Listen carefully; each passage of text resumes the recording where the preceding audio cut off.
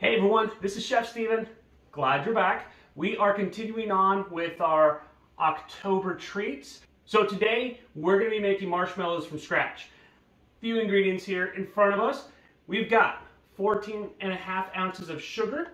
We've got a cup of water separated, and I'll show you why here in a bit. A teaspoon and a half of vanilla, 3 packets of powdered gelatin, along with a 1/4 cup of corn syrup. Now for our dusting, to make sure everything doesn't stick, we've got a 1/2 cup of powdered sugar as well as a 1/4 cup of cornstarch in here, and I'll show you how we do that here in a little bit, but I'll show you step by step. Are you ready?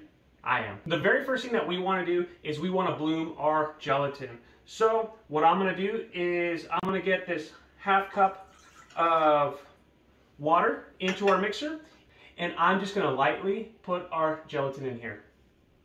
Mix it up just a little bit, and we'll let that set. Next, let's get our sugar started. All right, to make our candy, we're gonna heat up our water, our corn syrup, and sugar. We're gonna whisk it all up and cook it up to 240 degrees. We're gonna mix this up and stir it occasionally. With our candy thermometer, again, 240 degrees. All right, now that our thermometer has read 240 degrees, you got a little thickness to it.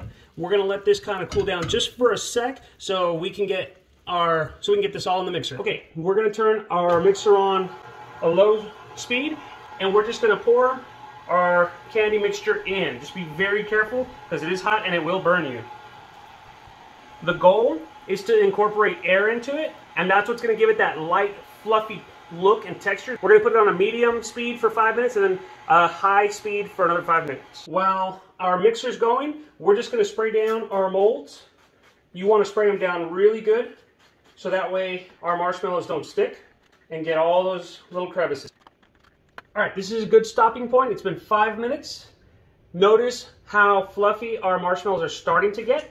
What we're going to do is we're going to add our vanilla now. Whip this up on high for another 5 minutes. So that way our marshmallows will be perfect. While we've got our marshmallows whipping on high, we're just gonna sift our cornstarch and powdered sugar into our molds so that way they won't stick when we try to bring them out. Now again, you want to get the sides, so make sure that you're very thorough with all this, as that would help our marshmallows come out a little easier. Now that it's been 10 minutes, our marshmallows are fluffy, and all we got left to do is to put them in some molds. Normally I would say just put them in a pan, let them kind of come out like squares, but because we're celebrating October and Halloween, I wanted to do something fun. Now a trick that I like to do is I spray down my spatulas with a little oil, so that way it doesn't stick as much. I guess I should have sprayed my whisk down too, but it's okay. Next, we're just going to fill up our molds.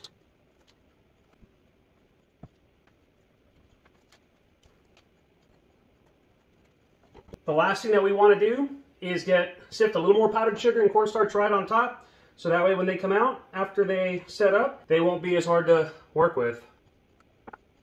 And you see, that's what the powdered sugar and the cornstarch does. Now it's not sticking to my fingers.